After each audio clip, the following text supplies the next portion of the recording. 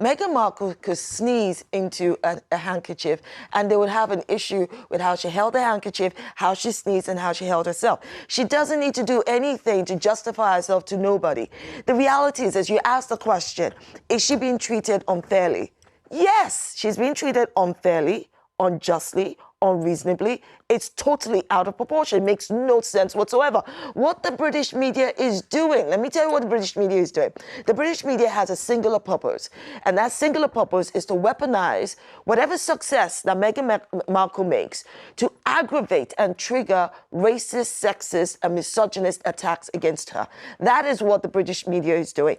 And they're doing it effectively to make the British public, even sections of the British public, dumber than they already are. I find that very offensive. Be offended. You should be offended. I am offended. Be offended and then do something about it by ensuring... Okay, let him finish. Do something about it by ensuring that the racist attacks, that the sexist and misogynist attacks against her stop. And I have thousands of colleagues in the industry who I know are not racist or sexist. Now, you said the British media. This has gone a bit further than the British media this time, Shola. Yeah. We are talking about Nelson Mandela's grandson being mortally upset about her trying to compare her situation to the release of his grandfather, who brought down apartheid in South Africa. We should mention... You also said, excuse me, you also said the British press, how come around the world she's been attacked for this interview? The Washington Post, that used to support her, has attacked her. Australian TV, Bild newspaper in Germany. So it's not the British press. No. It is not a plot by the British press. Let us start with the truth. The caller, so make your point briefly. Did not compare herself to Nelson Mandela. She was asked about people's response to her getting married. The grandson said you can't compare the two. The grandson said you shouldn't compare that to my grandfather. He was very, very offended. Mortally wounded. If you've ever wondered just how far the British press and its defenders will go in their obsession with Meghan Sussex, look no further than this fiery clash on Jeremy Vine. Dr. Shola Shogbamimu, sharp as ever, laid it down with clarity that cut through all the noise. Meghan Markle could sneeze into a handkerchief, and the press would still find a way to twist it into a scandal. That one line alone summed up years of relentless, almost pathological nitpicking that Meghan has endured since the day her relationship with Prince Harry went public. What Dr. Shola was saying wasn't an exaggeration or hyperbole. It was a reality check. Every aspect of Meghan's existence, from how she cradled her baby bump to how she shut her car door, has been weaponized against her. And instead of admitting this truth, we saw Mike Parry jump into the fray to defend the indefensible. The same British press that has driven wedges in families, fueled public hostility, and tried time and again to silence Meghan Sussex. When Dr. Shola spoke, she wasn't just defending Meghan. She was defending the right of any woman, particularly a black woman in a white aristocratic institution, to exist without being vilified for every move she makes. Think about how ludicrous it is. Meghan wasn't even allowed the grace of being a human being. If she showed emotion, she was branded as difficult. If she stayed silent, she was accused of being cold. If she spoke out, she was branded a troublemaker. And yet, when Prince Harry revealed in his memoir Spare that the palace and the press had been working hand in hand to trade stories throwing Meghan under the bus to protect others, suddenly those like Mike Parry turned a blind eye. They pretend not to see the machinery of abuse that has been at work for years because acknowledging it would mean confronting the racism, misogyny, and outright cruelty embedded in how Meghan has been treated.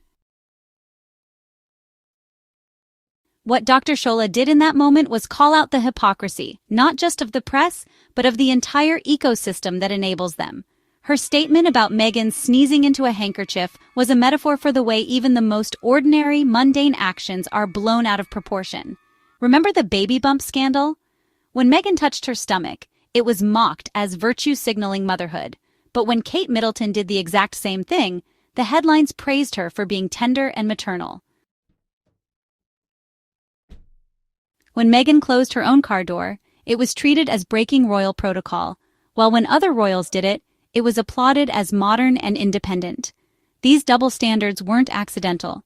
They were deliberate narratives crafted by a press determined to cast Meghan as the outsider, the disruptor, the problem. And yet, there was Mike Parry, defending this toxic press with the usual tired line that they're just doing their job. Let's pause on that for a second. If doing their job means smearing Meghan Sussex daily, publishing lies and half-truths, amplifying hate to the point that Harry feared for his wife's safety, then maybe that job needs to be dismantled. The British press doesn't exist to inform anymore. It exists to inflame. It thrives on character assassination, and Meghan has been one of their most profitable targets. Mike Parry, by standing up for them, isn't defending journalism. He's defending a business model built on tearing down a woman who dared to love a prince and demand dignity while doing so. Harry himself has spoken openly about this. In interviews and in Spare, he laid bare the way the British tabloids turned Meghan into a lightning rod, not because she did anything wrong, but because she was easy to scapegoat. She was the other, the woman who wasn't supposed to rise so high. Dr. Shola's words cut to the core of this truth. Meghan is being treated unfairly, and people want her silent and silenced. When Meghan and Harry finally spoke their truth in the Oprah interview, the backlash was immediate and honestly vicious. Instead of grappling with the allegations of racism, the British media and its defenders like Mike Parry twisted the story into one of betrayal. They were more outraged that Meghan spoke at all than at the substance of what she said. Silence, for them, was the preferred outcome.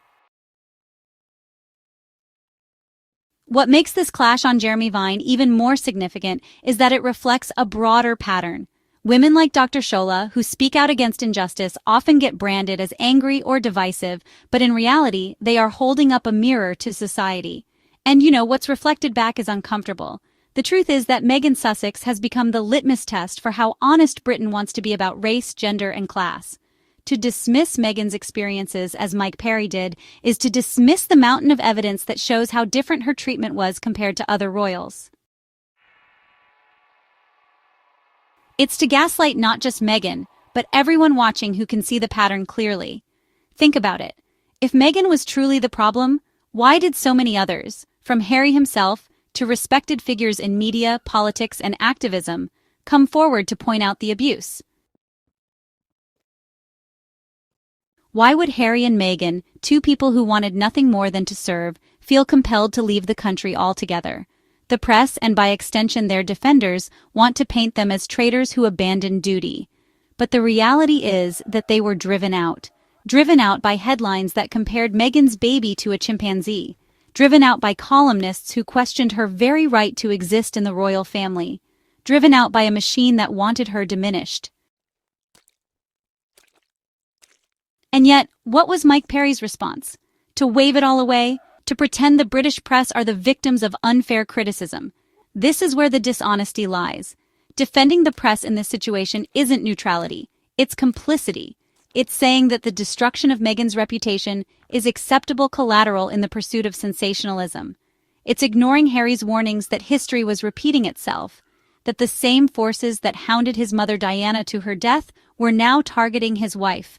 Dr. Shola, in calling this out, was doing what so many refused to do. She was refusing to be silenced herself. Let's also not forget the human side of this. Meghan has spoken about her mental health struggles, about how dark and lonely her experience was within the royal fold. She admitted that she reached a point where she didn't want to be alive. That's not a woman exaggerating, that's a woman crying out for help. And what did the press do? They mocked her, doubted her, dismissed her. When defenders like Mike Parry excuse this treatment, they are effectively saying that Meghan's pain doesn't matter, that her humanity doesn't matter. And that's exactly why Dr. Shola's point hits so hard, because behind every nitpicked headline is a real woman, a real life being slowly suffocated by the weight of hostility. What this moment on Jeremy Vine showed us is the stark divide between those who are willing to confront the press's cruelty and those who will twist themselves into knots to justify it. Dr. Shola stood firm, reminding the audience that Meghan deserves to live free from the endless cycle of criticism. Mike Parry, meanwhile, chose to be yet another voice defending an institution that has done irreparable harm. And that's why this clip resonates, because it's not just about Meghan. It's about truth versus denial. dignity versus exploitation, and the courage it takes to say enough is enough. So when Dr. Shola said Meghan could sneeze into a handkerchief and still be criticized, she wasn't joking. She was making a statement about how scrutiny has replaced fairness, how bias has replaced balance, and how the press has turned Meghan into a caricature to feed their own agenda. And in that moment, she reminded us all of what really matters. Meghan Sussex is not a villain. She's a victim of one of the most orchestrated smear campaigns in modern media.